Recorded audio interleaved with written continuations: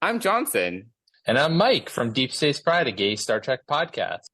And you're listening to the SyFy Sistas podcast.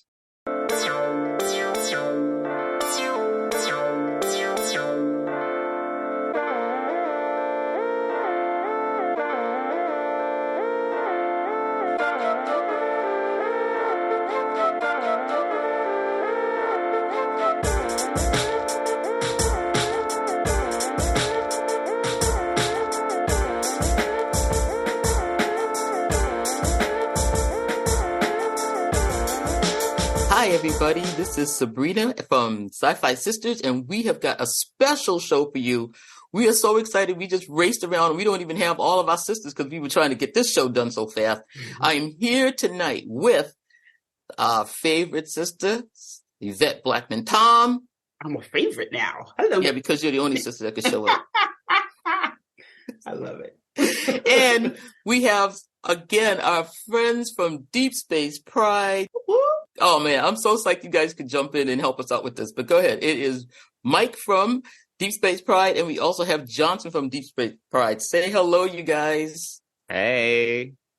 Hi. Great to be here. It's always great to hang out with you ladies. So It's been a while. We don't see each other enough, honestly. We really don't.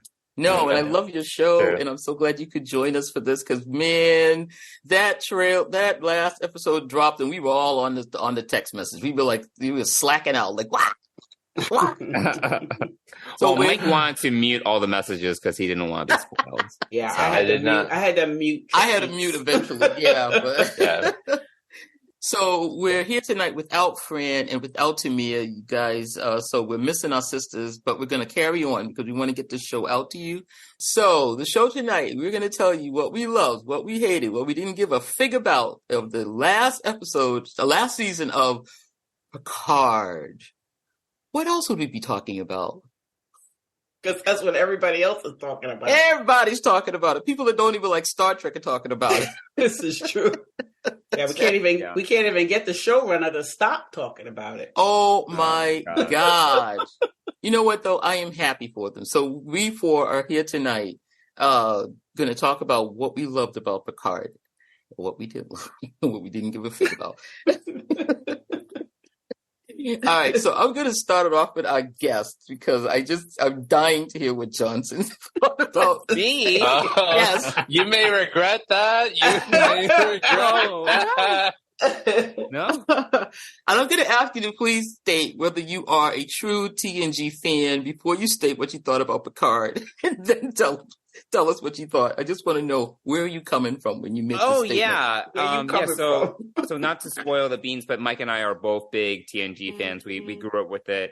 I think our favorite is probably still DS9, but we grew up with TNG, so I think we're both big TNG fans at heart. That was definitely my first exposure to Trek before I got into everything else. So definitely, it has a place in my heart forever and ever until I die. So, and they burn my body. But for sure, yes, big TNG fan. Okay, I love it. Okay, yeah. Mike, where you stand on this? You're just like Johnson. You're saying you're both that way. Yeah, I grew up with TNG. So, I mean, I saw the original series on reruns, but in 1987, I was 14, just like Will Wheaton, and I grew up with Captain Picard and the Enterprise D. So these last couple of episodes gave me lots of chills. So, yeah. But DS9 is also a huge favorite of mine as well. So that's why you got invited to the show. Said the magic words. All four of us say DS9 is our favorite show. Amazing. All right, Yvette, let's clarify. We all know. Everybody listening to the SyFy Sisters knows where Yvette stands on DNG. Oh, no.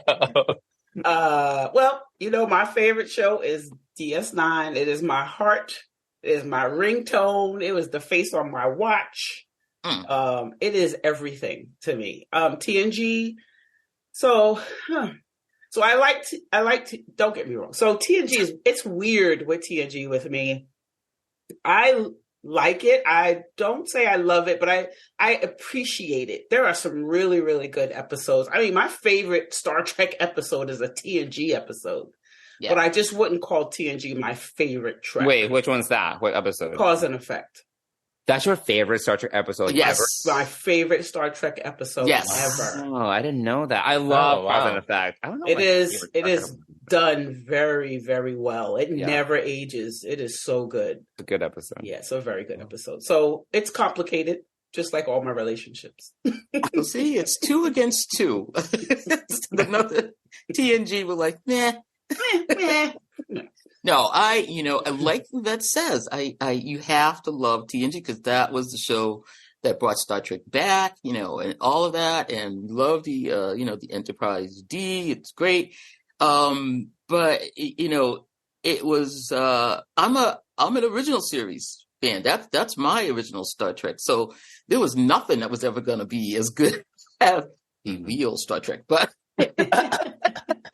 So but I was really happy that the show came back. I was happy to hear that Patrick Stewart was coming back and doing Picard.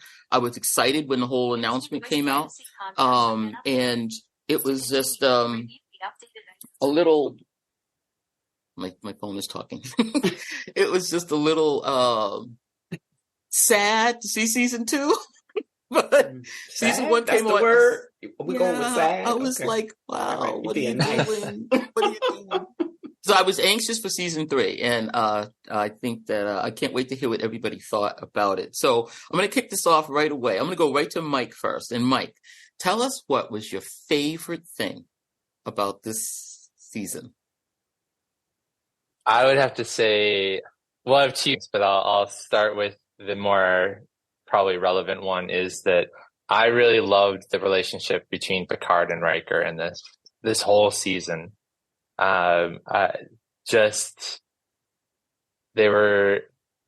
are really fantastic father figures, I think, at least for me. And just really they are kind of my heroes, the people that I look to as like really high standards. Riker's a family man, or became a family man.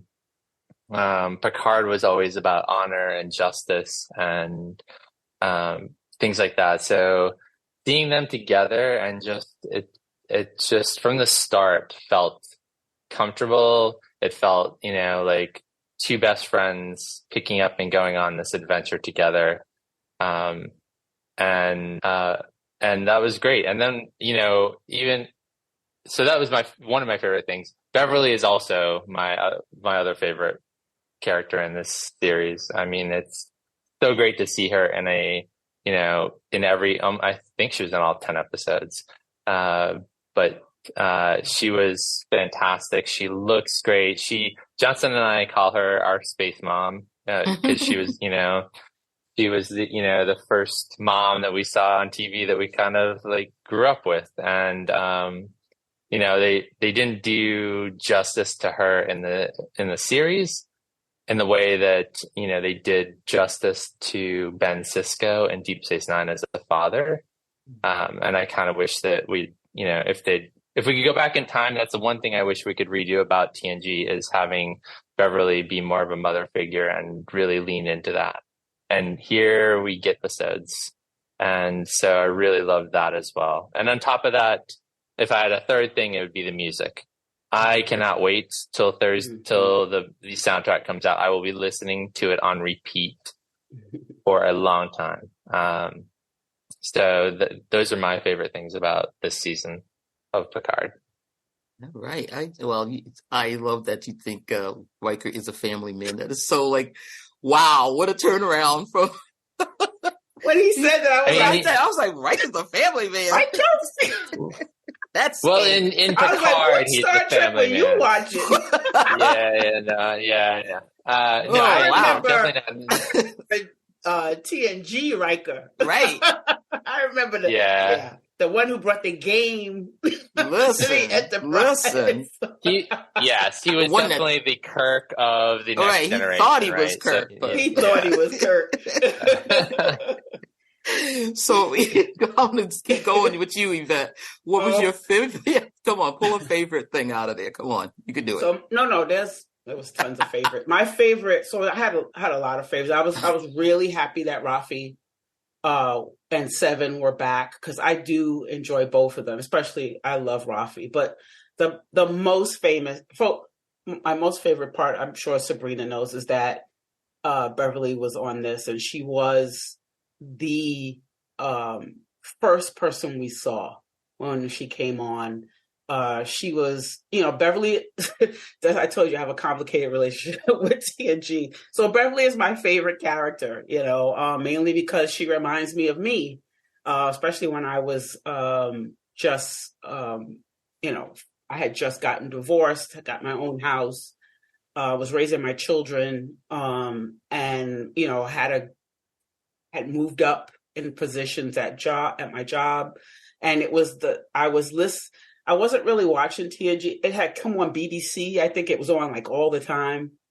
And I was, like ironing, getting ready for the next day. And I would always listen to it in the background. And that's when I finally was like, wow, Beverly's pretty cool. I was like, let me listen. And I'm listening. I wasn't really watching, and I'm listening to all the things that, she actually did do, and kind of got glossed over when you watch it. And the fact that she was the smartest kid's mom. And also she was pretty much the smartest one in the room. And I was like, it's like when I was a kid, I always wanted to be Wonder Woman, and like Charlie's Angels, but I didn't look up to them. I kind of wanted to just, be like them. I want to be a superhero and everything. But with Beverly, it was like, wow, this person is just like me, like what I'm going through right now. TNG was on when I was already an adult. I was already in college. So, I didn't look up to any of those people, but when I, later on, it just hit me that, wow, there is somebody on Star Trek that's like me, and I'm like, wow, she might not look like me, but we're definitely going through the same things, and honestly, I'm in a male dominated field, so there were no other women, and there rarely is any other women in my jobs. So it was pretty cool. And I've, loved her since, and was always, like you said, Mike, just kind of devastated when the movies came out that, as I look back, I'm like, wow, was Beverly even in the movies? Because when I go back, I'm like, wait, she was in this movie? I always remember her being in First Contact, but I never remembered her being in any of the other movies. So when they brought her back and they gave her a nice juicy role, I was very excited. That I was excited before it even came on. So it was good. I liked her role, in it. So it made me want to keep going back and see what they were going to do with her. Yeah, you gotta love Beverly. Yeah, gotta love her, Beverly. And he did it too. He did. He did do it. Loved it. I was like, say it, please say it. Okay, Johnson, what was your favorite thing about the series? Yeah, I don't want to beat a dead horse, but definitely the Beverly angle. I think for me, and I've talked about this in a previous Deep Space Pride episode, Beverly is probably my favorite character from TNG. For me, it was more about her brain, less so about her relationship with Wesley and her role as a mom, but she was kind of the resident scientist and resident biologist. And I just really resonated with that, and that kind of really spurred my own interest in science. And I just really admired her when it came to just how she problem solved, and how when she did save the day, it was through science. I really appreciated that. And similar to what you all have been saying, she just didn't really get the kind of roles that she should have really gotten on TNG. So when I found out that she was going to be given a big role on Picard season 3, I got really excited. So definitely for me, Beverly, it was a big component of what I really liked about this season. I think the other thing that I would really say about this season is really the idea around chosen family, which obviously is a really big theme both biological family and chosen family. And obviously Terry Matalas is a huge fan of All Good Things, which obviously the last episode is all about.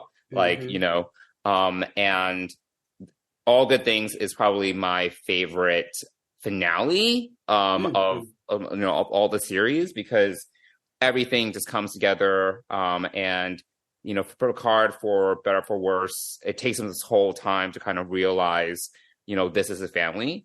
And I think he basically learns the same lesson here, like over the course of the season. And he obviously comes to terms with both his Star Trek family, but then also his biological one. I do question, like, where's Laris? Laris has disappeared. She knew that was over from the beginning. R.I.P. Laris, whatever. You know, they got rid of her. She knew she wasn't coming back. Yeah, she was bye girl. He was racing off to go to get another woman. Right. Yeah, bye. Bye. But you know, and obviously the respect for All Good Things. You know, Terry Matalas basically just pretended season 2 didn't happen because we got this post-credit scene of Q. Terry Matalas is basically like, season 2 didn't happen. Like, let's pretend all the Q stuff, all the Borg stuff didn't happen in season 2. Let's just ignore that. And let's bring back Q. And also let's pretend that Jurati is not out there and she could have done something, maybe. Let's just pretend that didn't happen. And I don't mind that because I hated season 1 and season 2. So, you know, I just think that this season was so much better. Yeah, that's my opinion. You know, Mike liked season 1, season 2. I was like, oh, terrible. They were heart-wrenching to watch.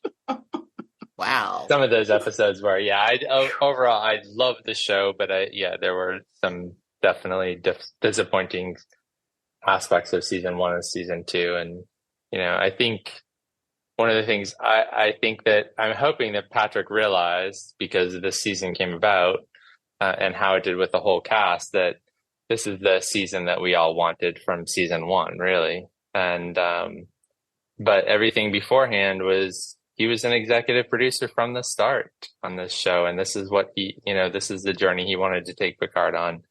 But I think, overwhelmingly, the fans are saying that this is the season that we wanted from the beginning. Hey, but those other seasons had Star Trek in it, so it was cool. Yeah. Hey, it's got Star Trek in it. Go ahead, Subrina. Tell us what you like. Well, you know, I'm going off the charts on whatever. Nothing that you guys said. What I loved about this season was the love that this guy has for the ships of the line. Thank you, Jesus. Somebody has some appreciation for the fleet, baby. Yes, I mean, they brought all my ships in here. I was sitting there like a little kid just crying. I was like, yeah. They brought the bounty up from San Francisco Bay. They sure did. They brought my Enterprise A. I'm like, please, Jesus. They had the Defiant. I'm like, even Voyager, baby. Voyager. With Voyager the was in music there in the background. Damn, yes they did. Yes they did. And they didn't blow up any ship that anybody that I loved was on. I mean, all those other ships that were out there. They even had a USS Uhura. Did you see that on the board? I saw I love that. Yeah. Did you see they had the USS Pulaski? Yep. They had the Norgay. Yeah. I was like, they naming things. Wow. They're naming. Go ahead. Listen, Pulaski needs to name up this. He's another female doctor. Put her name up there. That's right. So yeah, I loved that. I loved the Titan. I loved, all of it. They had some great ships, even the enemy ship, the Strike. Yeah. Damn, what the hell? That was wow. Yeah. I was scared to death when that thing came out. They were throwing ships around. I loved it. They were throwing ships. She threw a ship at them. That was scarier than any Jem'Hadar ships we've ever seen, The only thing that I really was hoping for that didn't happen, because I was so hoping there was going to be a sausage separation. I wanted one so badly. When they were the only ship left, I said, "Oh, they're gonna turn that ship into two ships. They're gonna come at them." I said, "Oh, wow." I don't think Jordy got to that part yet. Nah, he didn't get that ready yet. He was like, "What?" You're asking a lot. I wanted it so badly, but yeah, I did love that they seem to have the love of the ships again, which I think sometimes people, especially in the Kelvin universe, which you've heard me say before, they really just seem to just want to trash the ships. But they always bring you home, and I just love that they brought the E back. Oh man, that was good. I love that. So that was my favorite thing. So okay, I hate to ask you, so what was your least favorite thing? Go the tirade. I'm gonna start it with Yvette. Oh no. Oh, I have so much. But I'll try to not be petty. Yeah. Okay. Don't be petty and leave some for the other kids. So yes. So the thing that I hated, and this actually went through all of Picard, is the fact that Picard got to use DS9 as a background. All that great writing for DS9, all that world building, and I remember all the disrespect that DS9 got because of because of TNG.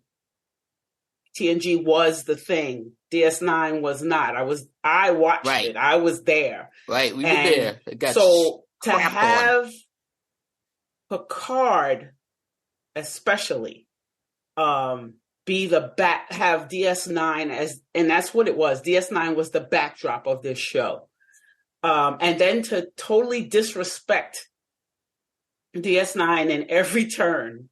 The last season, the first thing we see, they go some confederation or something, and all of the DS9 characters, all of the alien DS9 characters are beheaded and put on stakes.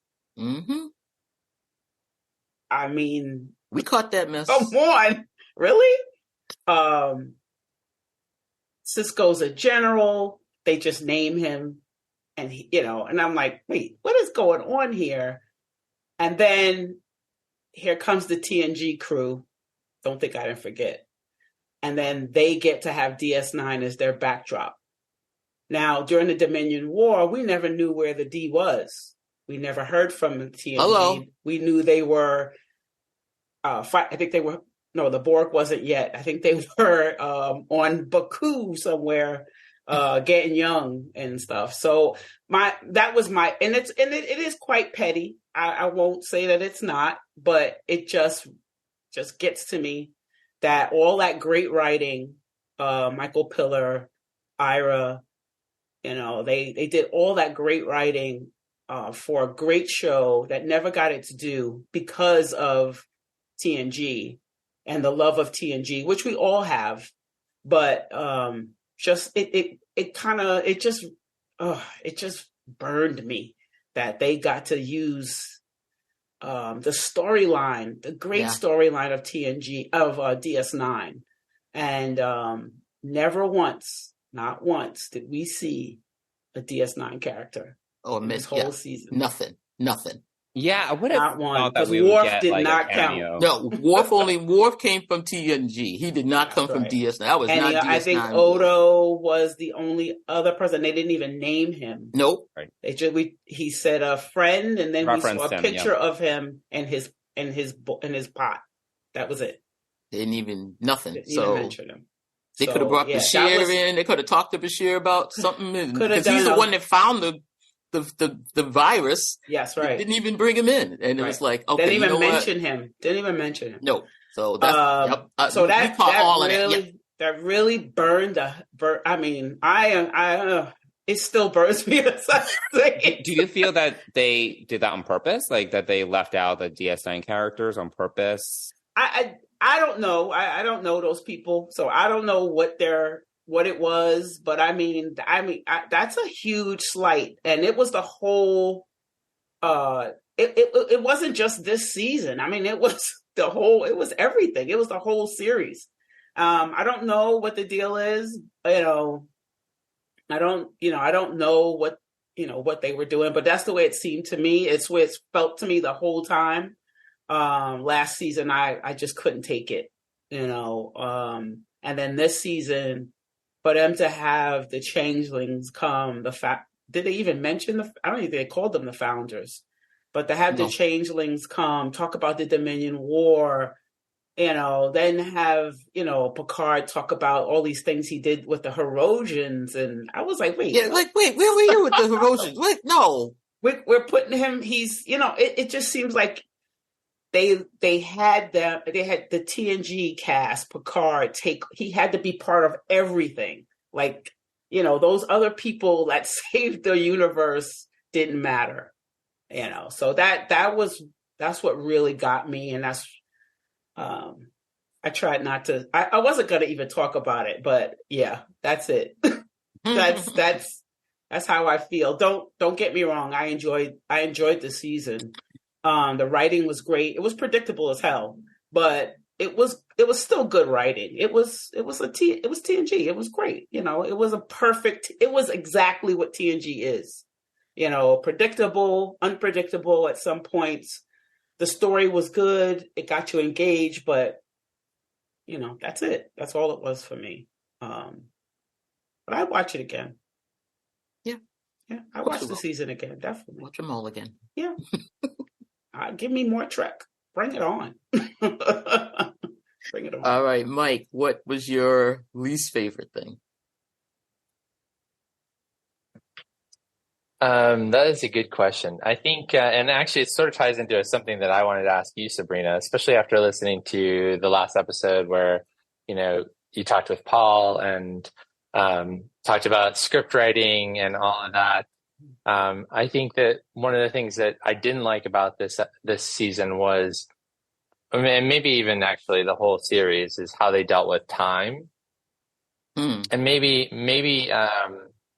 it's not as important in television these days. I don't know. For me, I like things to make logical sense. Like the time is passing, that we have, the other thing, just to throw this in, is like the whole thing about Discovery's interior doesn't make sense to me. And I hate that, like, especially growing up on, like the technical manuals. Like I like things to be kind of laid out and like orderly and kind of explained. And I feel like, in this season, since we're mainly talking about that, like I didn't really get a sense of how much time was passing.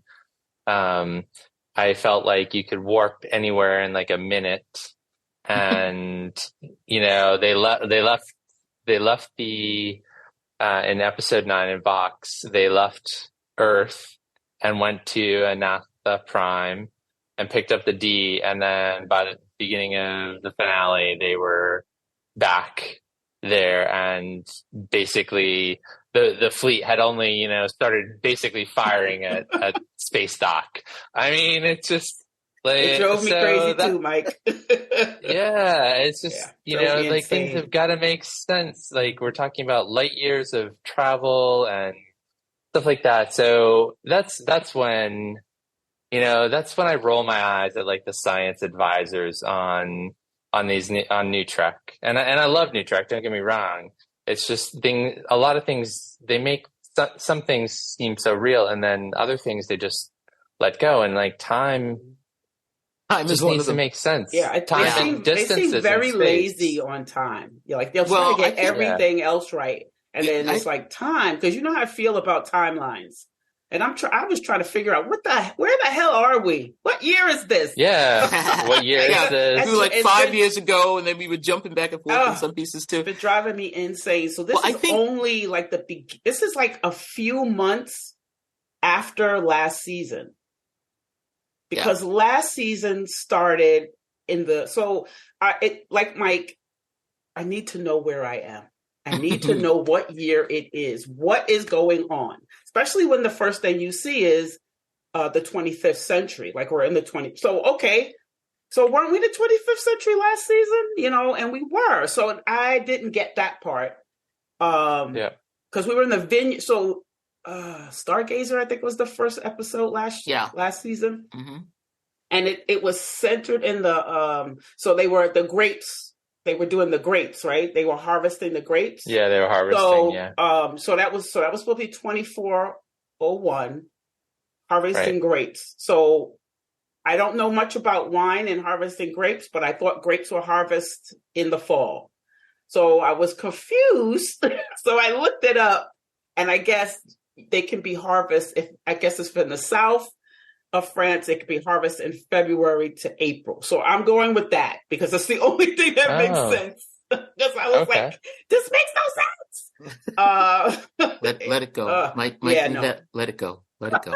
I can't. The time thing is I need to know. I think what I really think, and you asked me first, Mike, about talking about writing, and I think one of the big complaints that they had about season 2 was that the pacing was too slow, and that they went over things over and over and over again. We felt like we were stuck in time. In season 2, it was like, are we still on the same day? So I think one of the things that I felt this season was doing was ramping up the pace. And I think that you kind of lost your timeline a bit in that effort to get everything in, because there was so much in these 10 episodes that sometimes, I really had to go back. While I was watching, I had to, go back and watch it again, because I was like, wait, what did they just say? And, all this stuff, it was just going like horse's speed, just racing through. So I think that maybe it was a little overpaced. I mean, I got it. And I understand exactly what you're saying. I think they did sacrifice the clarity of how much time was passing, and that. But I get that. But I think that might have been one of the reasons why that they were really trying to. I think they could have actually used maybe a couple of more episodes. I mean, I think sometimes you're hindered with that 10 episode, but they're so expensive. But this one could have easily have gone to 12 and even 14. I would have been happy. I would have been happy if they'd slowed a couple of them down a little bit. But okay, so Johnson, what was your least favorite? Yeah, I think one of my least favorite things about this season is definitely how there's still this fixation on the whole mystery box. And we got all the answers in episode 9. And it's just like, so I've talked to Mike about this repeatedly. It's just so unnecessary. It's like, you don't need to reveal everything the last episode. You can trickle things out a little bit more. I feel that this season probably could have used a couple more episodes, but if given the choice, I would have probably rejiggered a few things so that it flowed a little better and we get more of a trickle. We got so much information in episode 9, and that was the one where I was like, okay, I don't think I got everything, because literally it was a massive information dump, because they feel they had to reveal everything at one time. I'm like, you can have spaces out. We would have kept on watching. It's not like we're going to all stop watching because you revealed everything. So I feel that they could have just space it out more. But I just feel that with these, honestly, with Picard and new serialized Trek, I think this season was a little bit more successful. I feel Discovery is really bad at this, personally. I just think that from a storytelling perspective, sometimes they're so fixated on keeping the secrets until the last minute. And it's like, oh my God, and then it becomes a slog because we're just waiting for the secrets to be revealed. It's like, when is it going to happen? So that was a little annoying, but, it wasn't. I'm glad that the last episode was long. So I feel we got enough breathing room to really understand the impact of all the secrets that were revealed in episode 9. So at least it gave us more of that versus got to wrap it up right this second. But I do think that it could have been just more spaced out if, again, they could just get rid of this fixation of not revealing all the secrets until the last minute.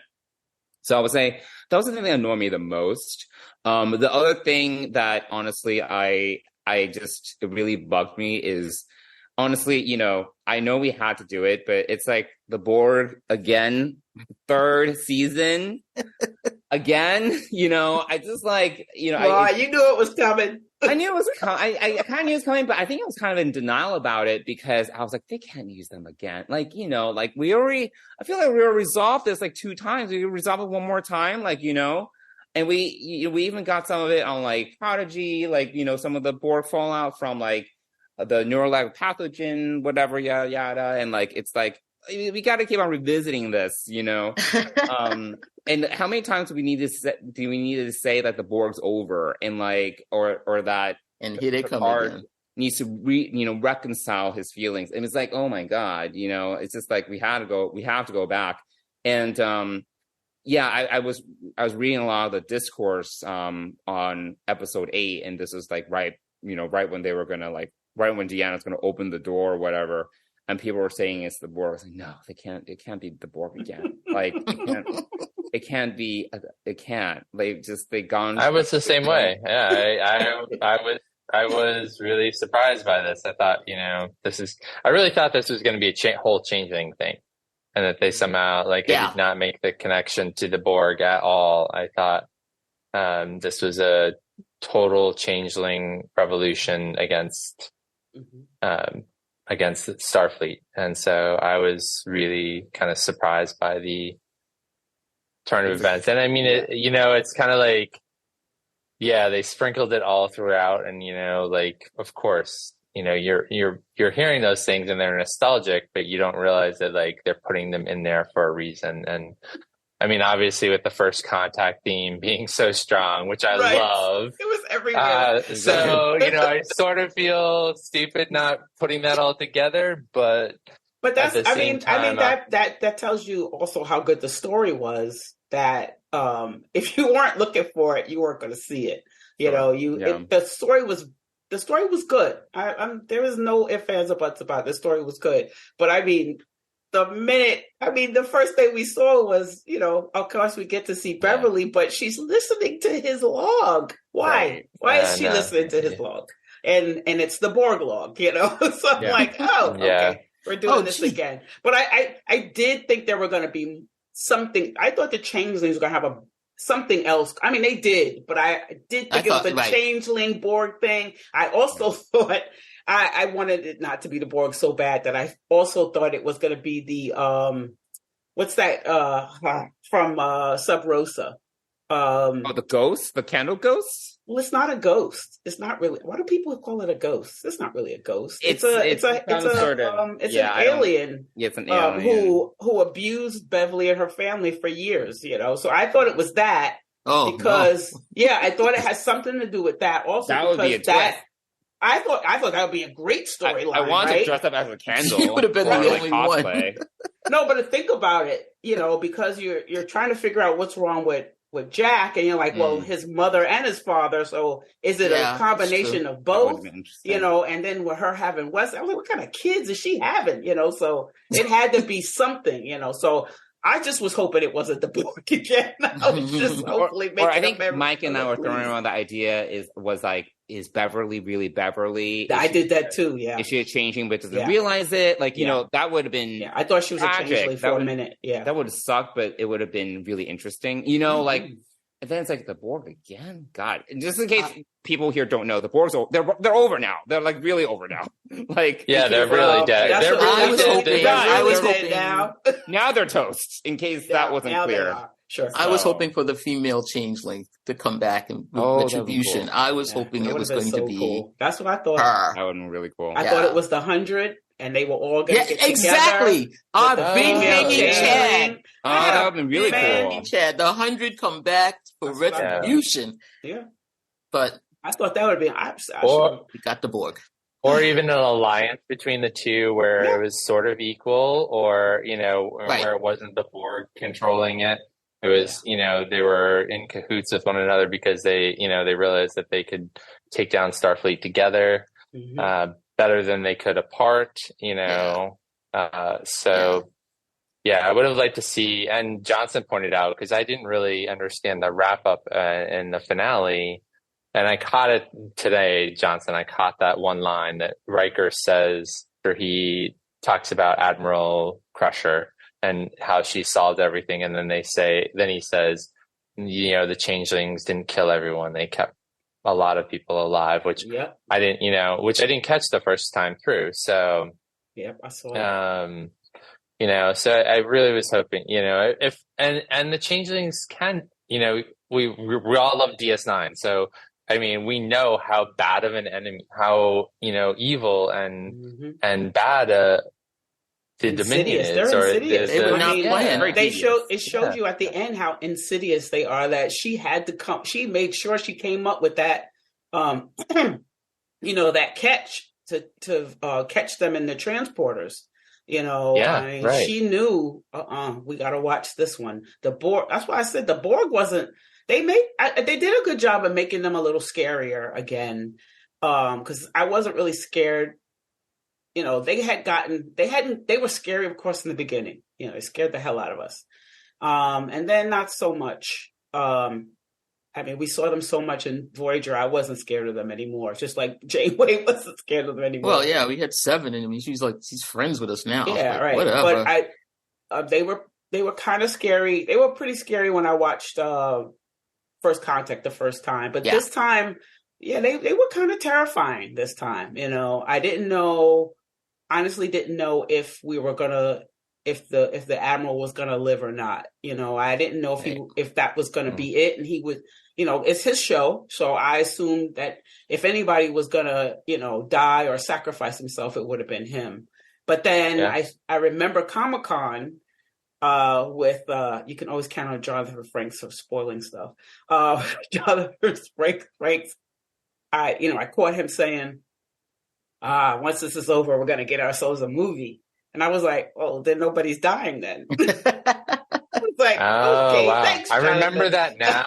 I remember that now, but I had forgotten it. So I really watched the finale completely blank slate. I hadn't heard anything about it. I hadn't, those people who got to see it early, I didn't hear anything. And so I went into it, and I actually felt like in the finale, the stakes were high. I really did feel the first time through that this was the end of the crew. Absolutely. I bought it. And maybe I'm just that kind of audience where I just, kind of suspend my disbelief. I think they did a good job in trouble. Making you think of that. I think they did a great job of it, because it could have went anyway. All is lost. That was the all is lost part of the show. When they were in the center of that Borg cube and they were going to blow it, I didn't think anyone was going to get out alive. And I thought somebody was going to die. We'd just see that explode.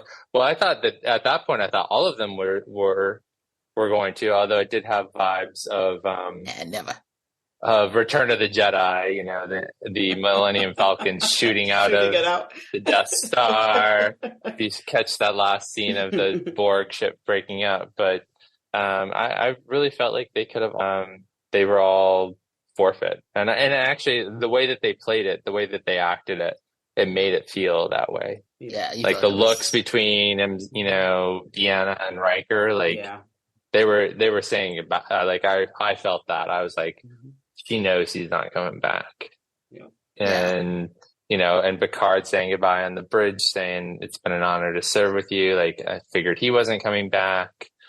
So, other than the fact that Jack was on the Borg ship, and because we hear so much about legacy, you kind of knew that he could possibly have survived, but I felt that the stakes were high, and I wasn't sure that anyone was gonna get out. So it's good writing. Well, yeah. What I hated most. Yeah, I was gonna say, Subrina, what about you? Is the ships of the line? Did you hate those? No, I love the ships of the line. No, that was listen. Don't mess with my ships. I love my ships. Oh no! Johnson and I love our ship porn. Well, with the exception of Discovery, we love ships. So I love that ship too.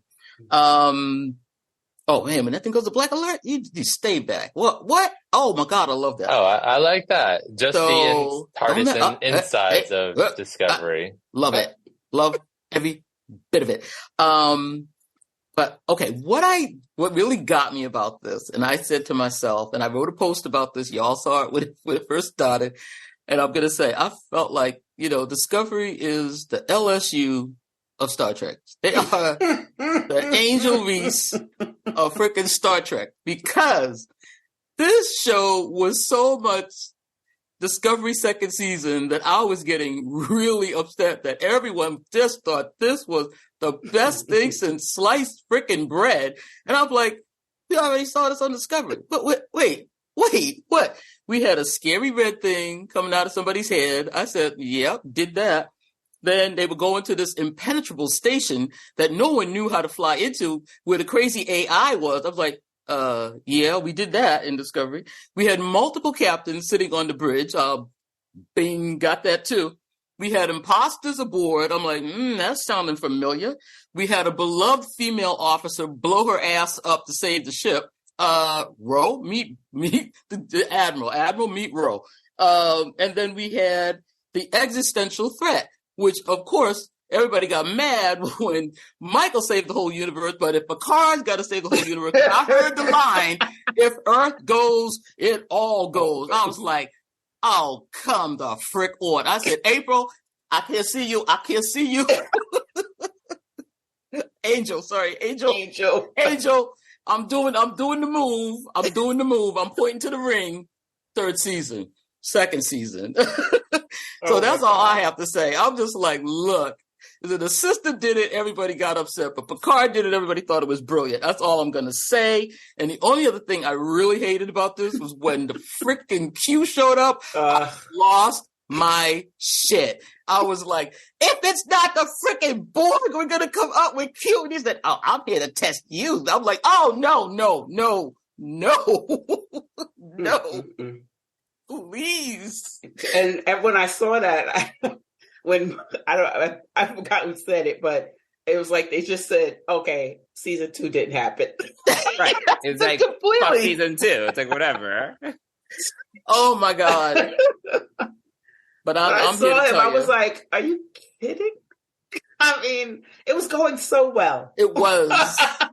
and then like, because that wasn't necessary. Just let them play poker and be. Right. Yes, just let them play poker and go out. There was so many things that there was really no point. And that was one of them. And then, I mean, why bring Ro back just to kill her? What was the point of Ro coming back? There was no point. I like that, actually. I liked her. I liked that episode. But she made no difference to the story. Oh, no, she gave them all the information. Yeah, but somebody else could have. I mean, we got two people in we have 2 people who are out there. I mean, we got sections. We could have had somebody from Deep Space Nine. People, we got them. We could have had Major Kira bring them the information. That would have been good. But I mean, we had Rafi and Worf. Yeah. They could have just given the information. I mean, why? Just to kill her off? And you know what? I have another. This is my other thing about the ships of the line. As soon as I saw the Intrepid, I said, "Oh, they're dead." They're dead. The poor Intrepid is like a doomed ship. Yeah. If the Intrepid shows up, all lives are lost.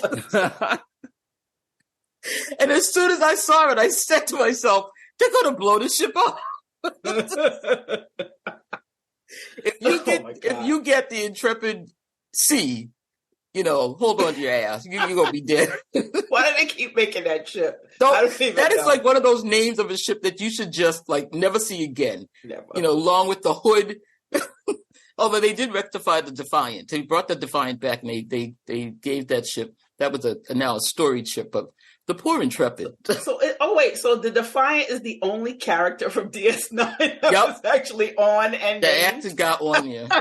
And named. Y'all are making me upset. Wow. I mean, I was like, listen, I was really, okay. The other thing I hated was when they did the whole bridge scene. What, can we say it together, Yvette? What's that? Starfleet security is trash. Ooh, I mean, how trash. did they? Pure trash. Oh my God! How did you take over that bridge that fast? Everybody was shaking in their boots. I mean, at first, so there was one scene when I was like, Starfleet, yes, Starfleet security. Come on. Jack was running. He wanted to get to the bridge. The guy turns around, goes, "We're at red alert. Turn back." And he did. He turned back. I was like, yes, finally, Starfleet security, yes. I didn't last long. But I'm telling you, they took over that bridge in 2 seconds. I said, oh, God. And then they did Air Force One. And I was like, okay, fine. Everybody was like, oh, it was just the greatest scene. I was like, y'all didn't see Air Force One? That was the exact same scene.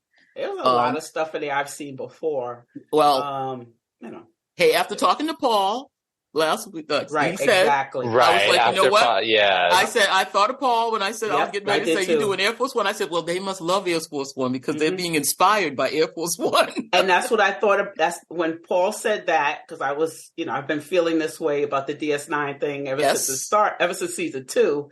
And when he said that, I was like, all right, I guess it's, I could be petty, but other people could see it as a homage Yes. to DS9. Paul had But great then- effect on us. But why aren't there any people from DS9 on there? But okay, let's leave it. Okie dokie.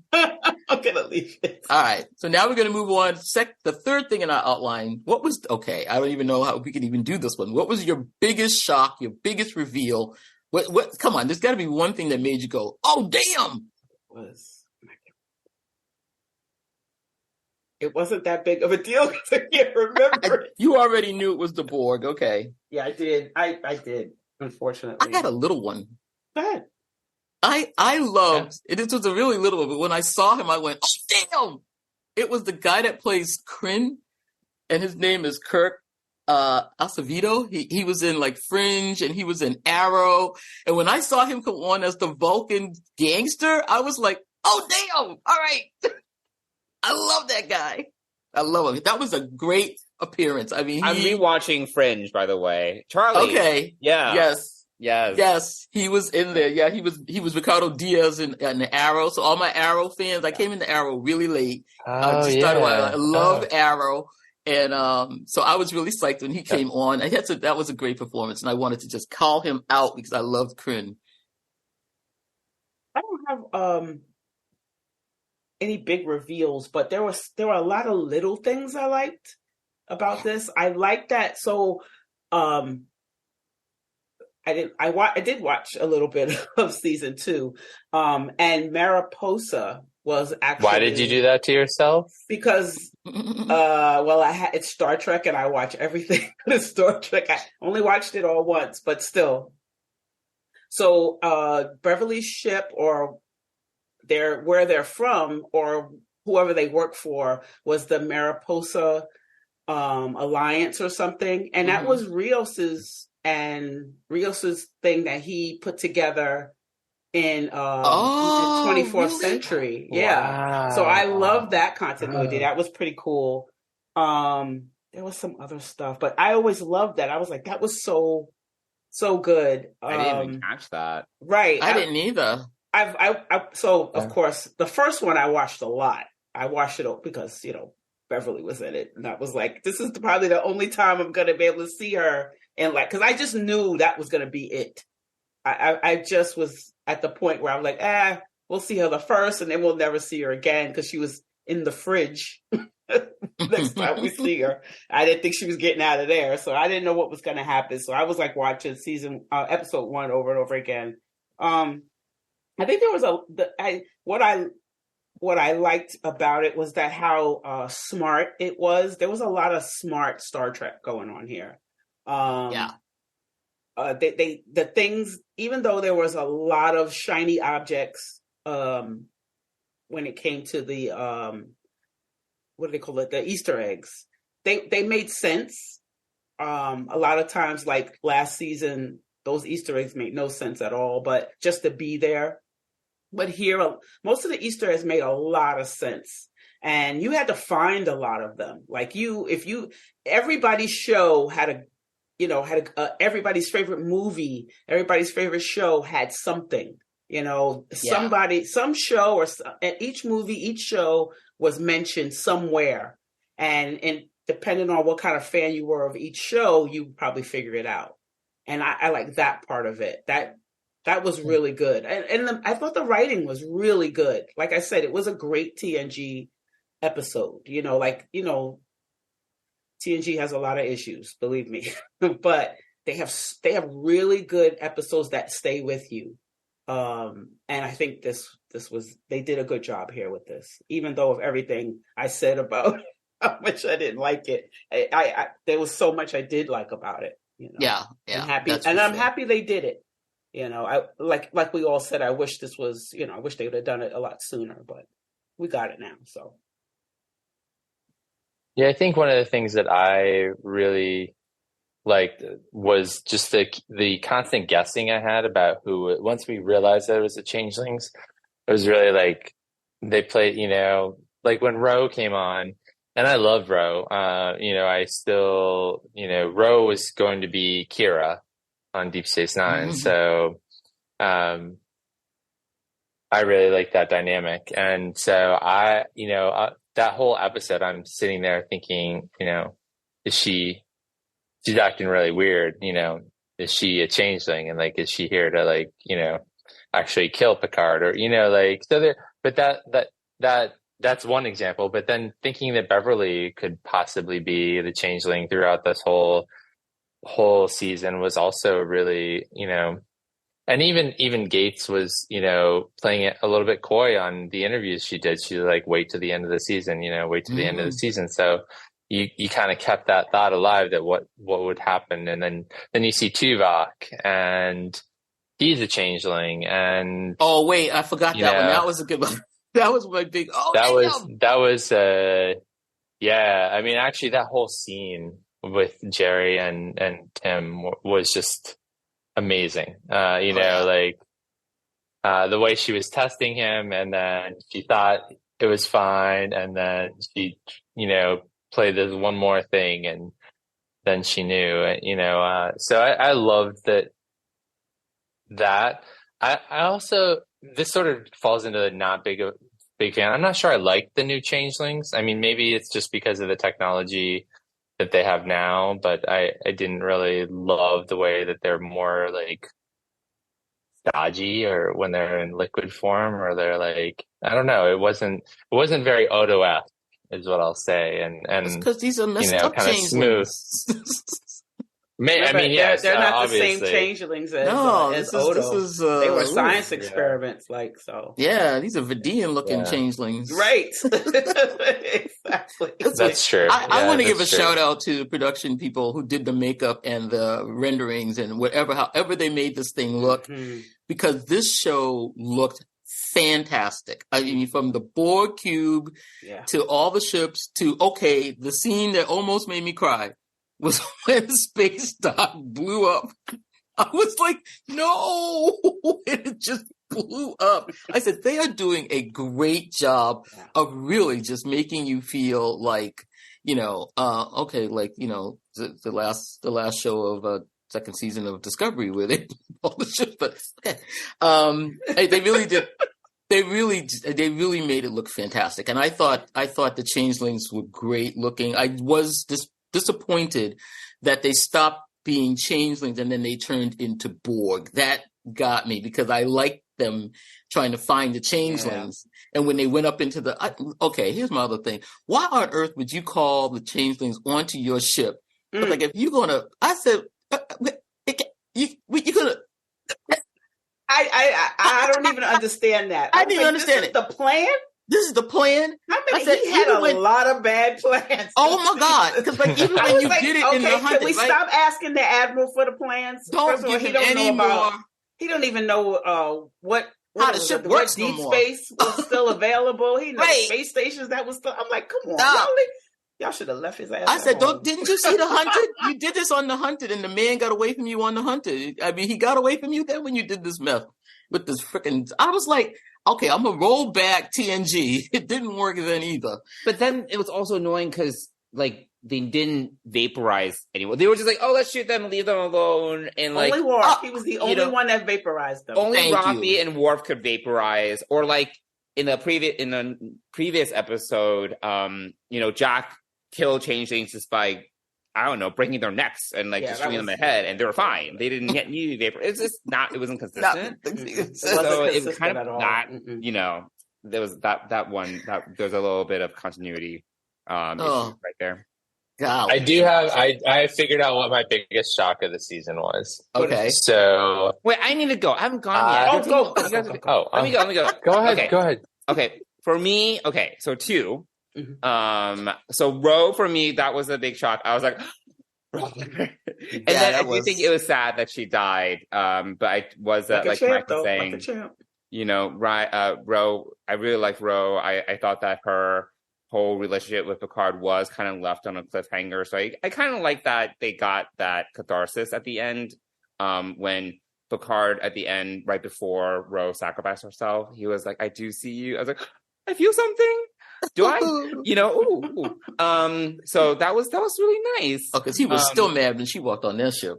But and the other thing that I think was like I would say not a big reveal, but it was a pleasant surprise, was how much I became a really big fan of Captain Shaw's character. Yes. Yeah. Ha! Yeah. I need to get something in. We have not mentioned him at all, and he needs a big We mention. haven't.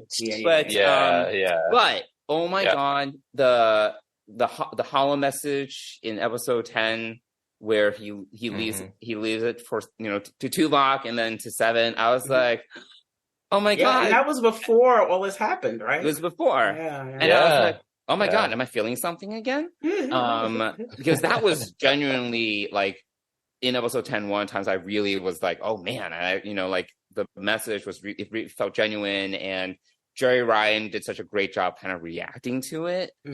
Fantastic acting. She didn't say anything, but just her facial expression of like reacting to the message that isn't even there because they're adding it post-production. I was like, this is amazing, but I became a really big fan of Captain Shaw. Like, that was a really pleasant surprise for me because I didn't like hate him. I think Mike like really disliked him. I was like, oh, it's kind of annoying, but I didn't expect to like really like him by the end, and that was great. I mean, he was right from the beginning. I mean, he was.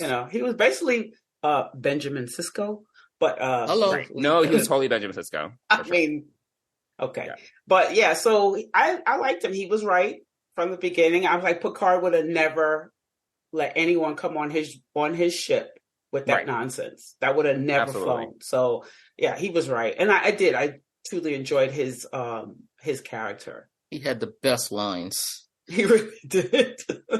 He had the best lines. He really did. When he said somebody hot drop the sausage section. Hot drop the sausage section. The shade he was throwing. There's a lot of shade. Dang. Yeah.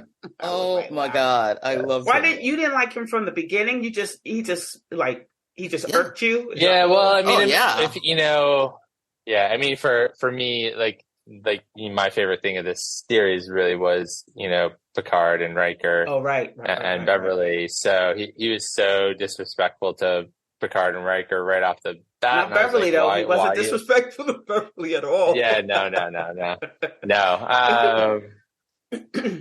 So that's, that's why I didn't like him. I do think that Picard and Riker were kind of out of line. Like he took another level in terms of the disrespect, but they were definitely out of line. They're out of line, Hey, I tell you though. Yeah, but I mean, he didn't know that, Picard was like, I have to go save Beverly.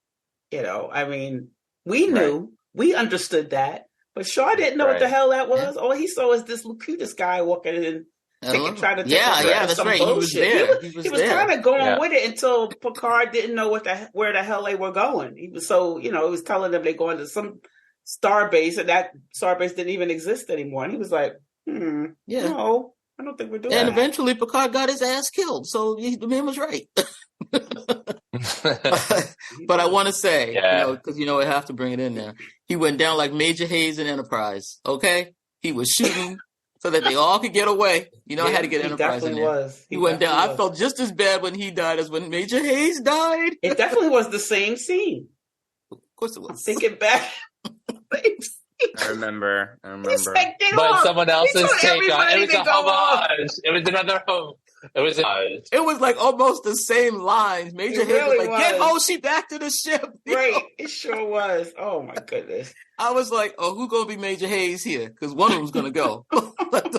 I thought it might be Raffi. If it was gonna be Raffi, I was gonna be really mad. No, it wasn't gonna be Raffi. Couldn't be Raffi. They knew better. No, they sure did. They knew better. No, we ain't killing no more black people. No, that's the end of that. I wanted to call out. The first person died on this whole series was they killed that black guy. I was like, dang, the first Here we go.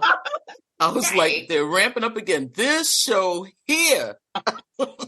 They kill everybody on this show. Man. But can we please give a big shout out to the best villain that Star Trek has seen in a very, very long time? Amanda Plummer. My goodness. I didn't love Amanda Plummer. Oh, I did. Yeah. I did. She was too extra for me. Like, that's what I loved. I loved she that was too extra, the drama, the extra, just the flamboyancy, just her like physicality. When she was telling people to move along, swinging around in the chair. I was like, yeah, I feel Mike and I this is how would a crazy person would act. Yeah, Mike. No, it makes sense. I mean, like, yeah, she's like, I love very her unbalanced. Lines. Yes, Yeah. Her lines were wonderful, especially at the end. Her last line was fucking. What she said? Fucking solids. Fucking solids. No, that was a good line. Yeah. Yeah, I don't think Mike and I were as in love with her, but I get it. I get it. I really was. I was not devastated, but I wasn't happy when they killed her. I was like, oh, Mike and I were like, he could have been a really. I really wanted it to be the changelings. Yeah, yeah, that's it. That was it. But it's easier. But it was so easy. It was easier to kill the Borg. It was easier to have Picard because that's his thing. I get that. Bringing the changelings was really good because it pushed you off not thinking about the Borg so much. Because eventually, if they weren't there, we would have all said, "Oh, it's the Borg." It's the Borg. Yeah, it's the Borg. So, right. But I mean, they're so sinister that they've always been a very scary villain. Because you just don't know who's who, and now that they've got this extra thing now, and as we've seen in the end, they were still trying to get in, right. So we still got them. The Borg might be gone, but the changeling gone. I got my air quotes going. Oh my God. But the changelings are still persistent. They're still very persistent. So, and we still don't know where the 100 are. We still don't know where the 100 are. I just knew it was the 100. I just knew they had something to do with it because that was a hanging Chad out there. Yeah. So, but one thing I was really glad to see was Picard, that Jack really was his son and that he did get to reconcile with him. Yes. Because I went back and watched Bloodlines, the one with Jason Vigo, where Picard thought that was his son. And, I watched it again today and he was so sad when Beverly told him that boy was not his son.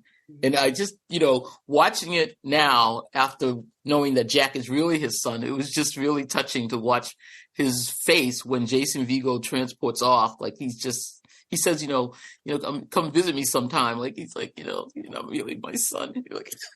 Yeah. So that one, I was really glad that Jack was his son and that he was going to stay in his life. So I was glad he finally got. I totally forgot about that episode. I thought about Bloodlines. Last Duty or the First Duty. I can't remember what the name of that episode was when Wesley left and they went on. Last Duty. The Final Duty. Final Duty or something like that. So I always remember that as Picard saying, okay, you're going to leave, but you're coming with me on this last. And it's so out of character for Picard. And it shows you how much he loves Wesley. Mm-hmm. And that's what I thought of and because, Wesley's Beverly's son. So I remember that how he, he was sad he was going to die because he wasn't going to be able to see Wesley anymore.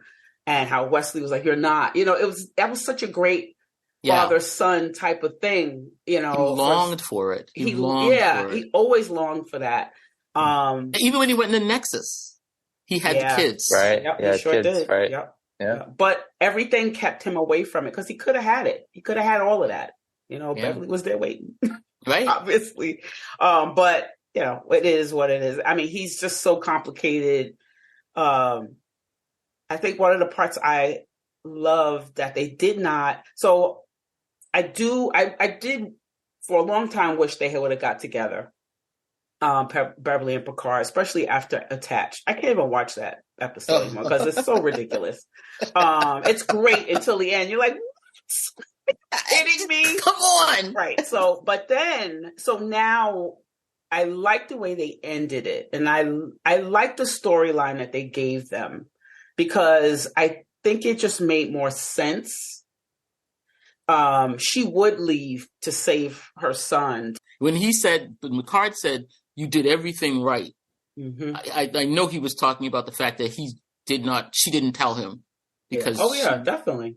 He was like, I get it. I totally get it. Because she was getting ready to say, I'm sorry again. Right, she was gonna. And but I also love the fact that every time he was trying to wallow in something that happened with Jack that he, like when he thought he gave him how you say Ironic syndrome. He was getting ready to wallow. She goes, instead of wallowing in your pity, go talk to your son.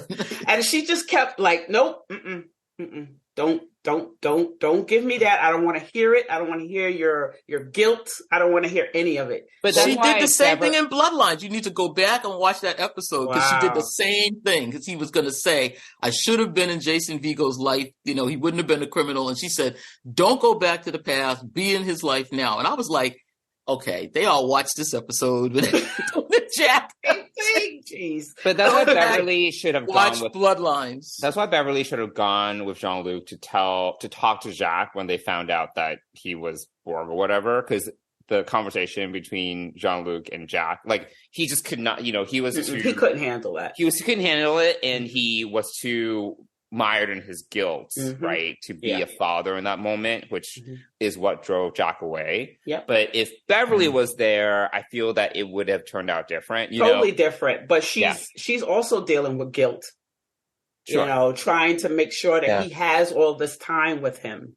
And the guilt. And TNG is so about fathers and sons and brothers, parents who don't do the right thing and kids who, brothers and brothers mostly that don't get along. So, it tracks, it tracks on all the stuff. Like she said, this was basically Bloodlines, which I have to go back and I have to go back. I'm just here to tell you, I have watched all of TNG too, even though I didn't. Oh yeah, definitely. But I totally forgot about Bloodline. Oh yeah, this is Jason Vigo, but this time he's really the son. Wow. And he was having seizures and falling out too. I mean, good he Lord. Sure was. He sure was. Listen. Jeez. So you know what? Maybe I'm not not admiring this as much as I thought. No, I loved the whole thing. I think this is one of those ones when you watch all 10 together and just let go and be inspired by whoever they're paying homage to, or the Easter eggs and whatever they're copying. And what I loved it. I mean, I'm going to let go of the slight to Deep Space Nine. I'm going to, let it go because it works for me. I enjoyed it. I'm telling you, when they brought the Enterprise out, I was in tears. I was like, yes. Oh, yes. We're getting on here. We're going to save the universe. When you heard Magel's voice, that was it. I was done. I was done. I just saw her name in the credits. Amazing. Oh, what about when you heard Walter Koenig's voice? I was happy. I was like, that was cool. Chekhov? Yeah, I knew. As soon as you heard it, you were like, oh. Anton Chekhov. Wow. Anton Chekhov, president of Earth. Like, yes, okay, I like it. I'll give you that one. So cool. That was. I do want to say, like, to your point about fathers and sons. I think, and Johnson and I share a journey with our fathers. So I think that's something that's really true out there, is that there are, father and sons have complicated relationships, especially when you're different, right? Mm-hmm. So, and Jack says it more than once, several times throughout the series. He says, throughout the season, he says, I feel different. And like that to me really attached at least my heart to Jack in that way, and realizing that, I'm observing a picture of the relationship between my dad and myself in a way. Yeah. And the just the way that he speaks to feeling different throughout his whole life, like that speaks to the LGBTQ really hard. Yeah. And maybe that's why I feel like really, attached to like, and you see that in Riker. Like Riker, it feels so guilty. And Thad has been dead for a few years, for a while, and that father's guilt just is still there, and the fact that that Deanna and him are still having relationship problems because of that, and that they stayed in a house where neither of them are happy because of that. Like, and then they had to be in dire straits to actually come clean about that and say that they both hated that house, but they stayed there because they wanted to be close to that. I mean, there was so much of that in this.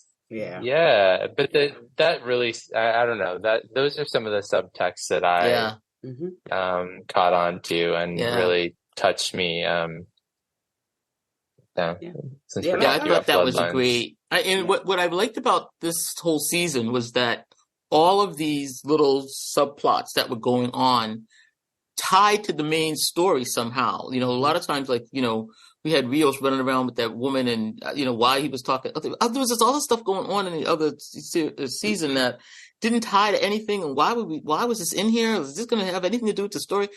But you know, the whole thing of Riker feeling so guilty and driving him to do things or not do things was good. I mean, I really enjoyed it. Like when they were arguing about what to do on the bridge, that was such a great scene. Where he was like, Carver saying one thing and Riker was saying something else, and oh my God, okay, wait a minute. When the Nebula gave birth, listen. I loved that part. The space babies. The space babies. I forgot about that. And Beverly was like, wait a minute. Beverly figured it out. She figured everything out. I loved it. I loved that she was sciencing the shit out of everything. They were going to catch that wave and ride it out. I was like, oh my God, who wrote this one? Somebody's pregnant in the writer's room and wrote this one. I love it. There were a lot of women in the writer's room. There had to be a woman that wrote that, because that was just incredible. And I loved every friggin' minute of that. Yeah. It was really and they good. look like little mini aliens from Farpoint. Yeah. So that you know, that's what I was saying. Everybody's series had a little something. Yep. And it was a little nugget from everybody's little series and movie. So it was great. Another thing about why I wish they had more episodes was because if they had made the changelings more of a, because at one point Justin and I talked about this. You know, if the changelings were in fact the main enemy, and I hadn't really, this is before I really put together the Borg piece of it, but they would have had to, you know, I thought they were going to have to go back to Deep Space Nine and then through the wormhole and to the Founders Planet. And then they weren't going to be able to do that. Not unless they had Discovery's spore drive and could snap there or whatever and then get back. But, you know, there was just, that's where I thought I was really hoping that we would kind of see like a detour to Deep Space Nine, like an episode that would, you know, take us there. And maybe one of the Deep Space Nine crew would take us into the wormhole and take us to the Founders Planet. And they would, even if they just had done that, thrown that in there somehow and not thrown it in, but, you know, put it in there intentionally where we could touch base with Deep Space Nine, I think would have been great. But also to go to the Founders Planet and maybe even them saying that's not us, right? Like we actually hate you, but we are saying. And I had those feelings too. I thought they were the ones that were going to come save the day. You know, the Founders were going to come and say, nope, we're not crazy about you, but this is not what we're doing. We said we're going to have peace. And these are like rogue people who are not, you know, these are the 100 that, you know, the teenagers that are rebelling, you know, that's what I thought they were going to be. And I thought that would be a really good baddie, but you know, it is what it is. It would have been great, but in the long run would have really made sense for Picard, you know. It had to be about him. I had to keep reminding myself that the show is called Picard. In the end, he is the one that is going to save the day because it's his show. And we all know how Patrick Stewart is. So he's not letting everybody, he is number one on that call sheet. He read that script and said, the changelings, I think we should have the Borg come back. And they were like, oh, okay, Patrick. I do think that everyone did get their moment to shine though. Like, you know, I think that it's definitely Star Trek Picard.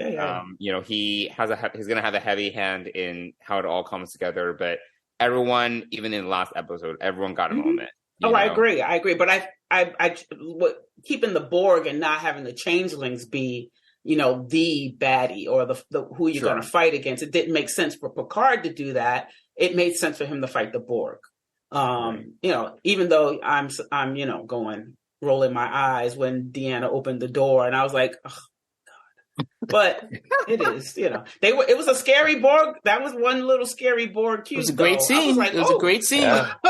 That's a scary one, so. And like I said, shut that door and ran. I was like, she said, "Ooh, Jack, just sit right here. I'll be right back." I need to talk to your parents. and Seven was on it. Oh no, we got protocols. Thank you, Seven. Ooh, man. Oh my God. So I liked it. I give it a thumbs up myself. So I give it a thumbs up. Yeah, 1 thumbs up out of 5. Joking. Joking. No, a thumbs up. Definitely a thumbs up. This is one I will definitely watch again. Run through it, go back, and I know there's so much that I missed. Yeah.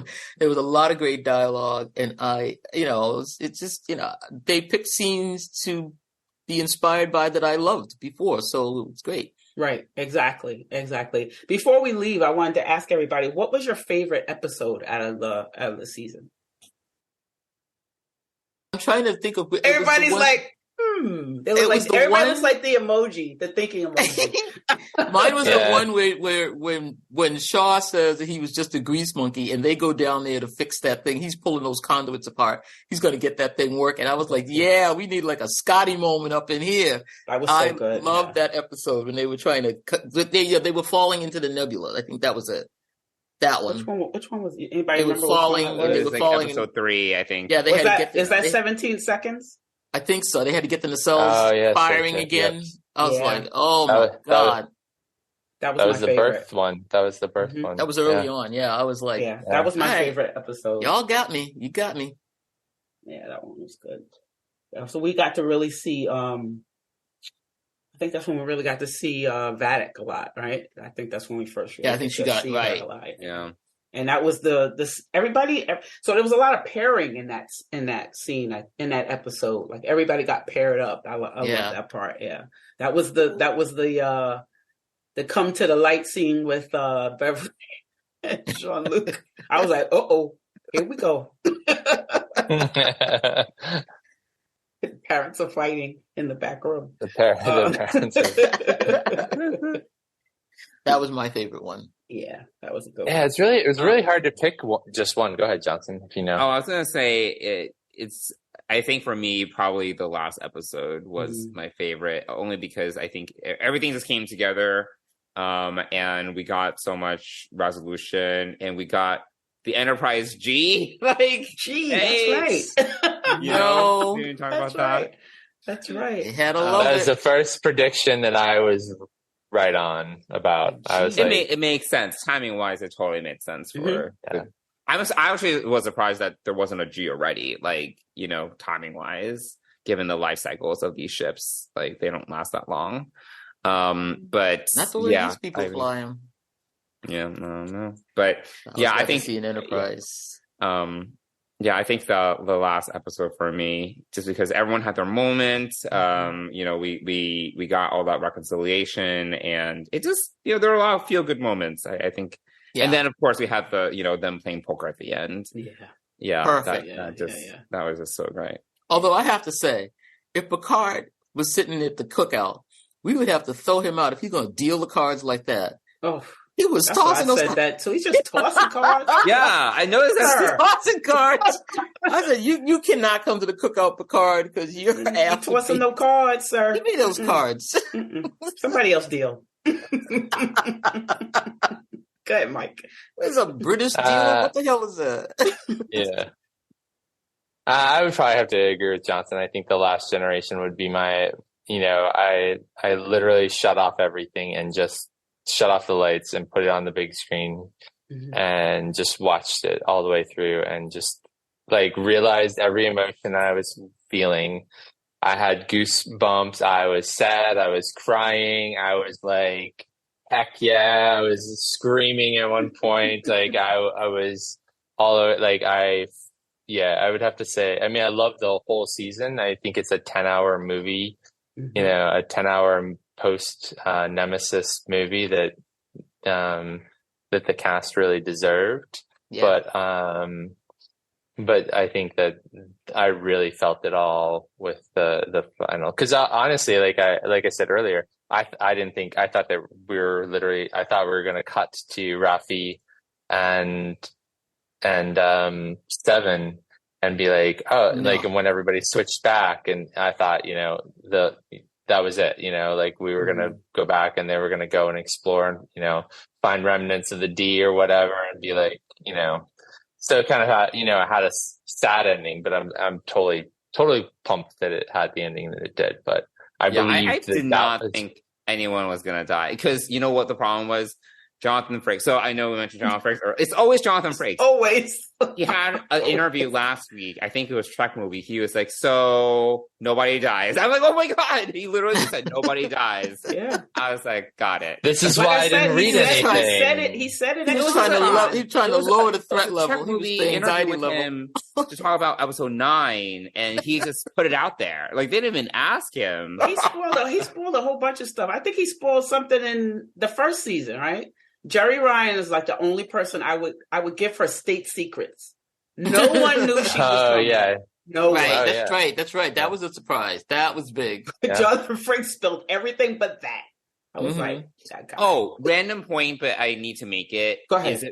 I'm like, so Seven is the captain of the G. Thank you. And please. Rafi is her first officer. Isn't there like a weird what's happening? What's happening? And then HR. And then how is his name Picard now? I thought that's what I was asking. Jack Crusher. But how is he on the bridge of the ship? He's a counselor. He's a counselor, and now the Rafi he's thing bothered me. ensign. I was like, "Where's HR? HR Not needs making- to like." It was a year later. It was I'll give HR. him that. It was a year later, but It was a year later. and I mean everybody has he the got correct fast rank track to do what happened. Because I mean, Rafi was the lieutenant commander or commander. She was lieutenant commander. Yeah. So a year later, she could be commander. I didn't see any pips. I didn't see any problem with that because she had all the hair going. I was like, "Go ahead, Rafi. The hair is out." I was like, "Woo, yes, get it out." I loved it. But yes, I thought it was cool, and I wish they would have let us know what Seven said. Oh, me too. I love that. Yeah. But I love that they didn't, but I really want to know what it is now. I want to know. Too. Tell me. All right, guys, thank you for coming. Let us know how to find you on social media, and tell us about Deep Space Pride real quick. Yeah, I can tell everyone our social handles. If folks want to reach out to us, they can find us on Twitter and Instagram at Deep Space Pride, or they can reach us via email at deepspacepride@gmail.com. But Mike, did you want to talk a little bit about our podcast and what we're all about? Yeah, sure. It's we are up to episode 108. Just came out with Kelvin Wood, who was actually on the cruise. So we got a great perspective on the cruise. And actually, for the first time, I think we were both like, maybe this cruise is a thing. But so we talked Trek and from a gay LGBTQIA perspective, and we're actually trying to bring on more people to have conversations with and just meet other fans and other podcasters who are in the LGBTQIA space. So, Yes. They're a great podcast. They're great people. They're our family from the Trek Geeks Network. So take a listen. We love them dearly. And thank you for coming on and talking Trek with us, talking Picard. This was a lot of fun. It's always great to hang out with you, ladies. Yes. We love you guys. All right. We love you. You can find us at SyFysistas.com. That's SyFysistas.com. Join us on the mothership. That's MUTHASHIP. And the SyFy Sisters Book Club, both on Facebook. On Instagram and TikTok, syfy.sisters. We are also on that Twitter at SyFy Sisters. Become a patron of SyFy Sistas today at patreon.com/SyFy Sistas. After listening to this podcast, please rate us and write a review. We may just read it on an upcoming episode. And we want to give a shout out to the best sound engineer that there is, Dose, the Anonymous One. So if you have any sound things that you need or music, please contact him. He does all of our music intros and outros, and you know that sounds bad. And so you can reach him at Dose, the Anonymous, the number 1 at gmail.com. That's DOSTheAnonymous,